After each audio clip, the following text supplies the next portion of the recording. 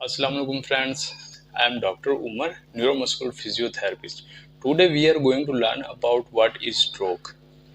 Stroke derived from the word strike or blow. So what is stroke? Stroke is basically a medical condition which causes your body to become paralyzed. In US में out of 1 billion people 15 million people stroke से affect होते हैं। और जो stroke से affect होते हैं 15 million, उनमें से 5 मिलियन ऐसे हैं जिनकी सडन डेथ हो जाती है, और 5 मिलियन जो उनसे हैं उनकी डिसेबिलिटी हो जाती है, और 5 मिलियन सर्वाइवर्स होते हैं। जो सर्वाइवर्स जो से 5 मिलियन हैं वो रिकवर हो जाते हैं। 5 में से 1 मैन और 6 में से 1 वुमेन जो सी होती है वो रिस्क फैक्टर्स पर होती है कि उनको स्ट्रोक हो सकता है। So what causes stroke? जैसे कि आप सबको पता है कि हमारी बॉडी जो सी है उनमें से तकरीबन हर बॉडी पार्ट को ऑक्सीजन की सप्लाई होती है, और ये ऑक्सीजन हमें कौन सप्लाई कर रहा होता है? ये ऑक्सीजन हमें सप्लाई कर रहा होता है हमारा ब्लड। सो इसी तरह ब्रेन में हमारी जो ब्लड सप्लाई है, ठीक है, उसमें अगर कोई इंटरप्शन आ जाती है तो उसकी वजह से हमें स्ट्रोक हो सकता है। अब ये इंटरप्शन कैसे हो सकती है? ये हो सकती है कोई जैसे क्लॉट आ जाता है तो उसकी वजह से ब्लड सप्लाई टेम्पररी इंटरप्ट हो जाती है, तो उसकी वजह से हमें स्ट्रोक हो सकता है।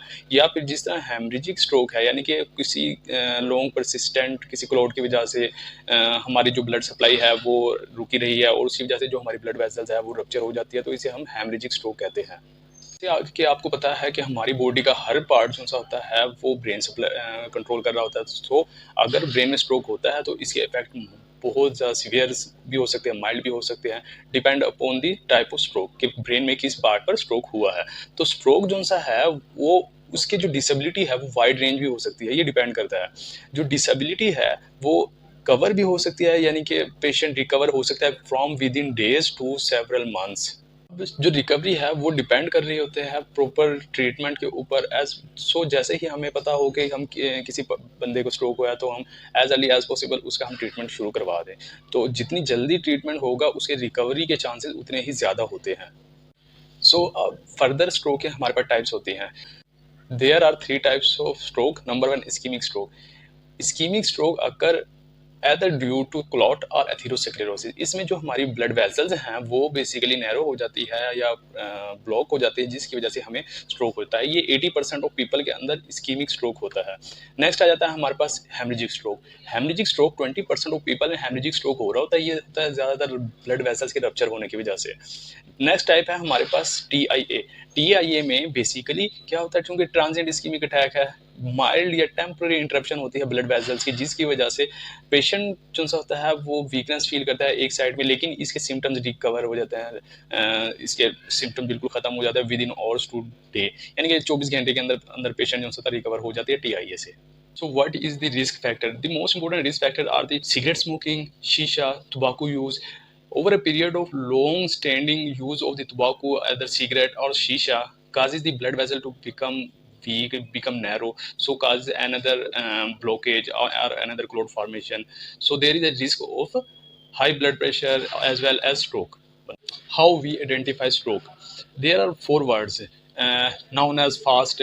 Number 1, F means face dropping, A means arm weakness, S means slurring speech, T means time to call emergency. One, what to do when someone having stroke? Take the patient to the emergency as soon as possible. इस condition में हमें patient ये ध्यान में रखना चाहिए कि patient का जो माइंड है वो हमारे पास टाइम है, जितना टाइम गुजरेगा उसका जो ब्रेन है वो डैमेज होता जाएगा। ठीक है, तो जितनी जल्दी हो सके पेशेंट को हमें चाहिए कि हम इमरजेंसी में एडमिट करें। इस्कीमिक और हेमरेजिक स्ट्रोक को डिफरेंशिएट करने के लिए हमें सीटी स्कैन की ज़रूरत होती है, तो हमें CT scan as early as possible कराना चाहिए। तो किसी पेशेंट को क्लॉट की वजह से इस्कीमिक स्ट्रोक हुआ है तो हमें बेनिफिट हो सकता है कि कोई क्लॉट बस्टिंग ड्रग्स जैसे कि TPA वगैरह वो पेशेंट में एडमिनिस्टर करे, जिसकी वजह से पेशेंट जो होता है वो जो क्लॉट की वजह से उसकी डिसेबिलिटी है वो कम की जा सकती है। लेकिन इसके लिए ये इंपॉर्टेंट है कि हमें 4 से 5 घंटे के अंदर अंदर पेशेंट को ट्रीटमेंट देना होता है जैसे उसको स्ट्रोक वगैरह हुआ है। नेक्स्ट है हमारे पास रिकवरी। रिकवरी वेरी करती है, डिपेंड करती है। अगर किसी को स्ट्रोक हो गया है तो रिकवरी उसकी विद इन डेज भी हो सकती है अगर उसको TIA है। अगर इस्कीमिक स्ट्रोक है तो उसकी जो रिकवरी होती है वो कुछ मंथ से लेकर मंथ्स या ईयर तक जा सकती है। Depend upon the patient condition, patient determination as well as physiotherapist and the neurologist, ये सारे मिलकर पेशेंट का ट्रीटमेंट कर रहे होते हैं, जिसकी वजह से जो पेशेंट है वो उसकी रोड टू रिकवरी स्टार्ट हो जाती है। हमारी वीडियो अच्छी लगी है तो वीडियो को लाइक करें, चैनल को सब्सक्राइब करें और साथ लगे बेल आइकन को बजाना ना भूलिएगा। Thank you.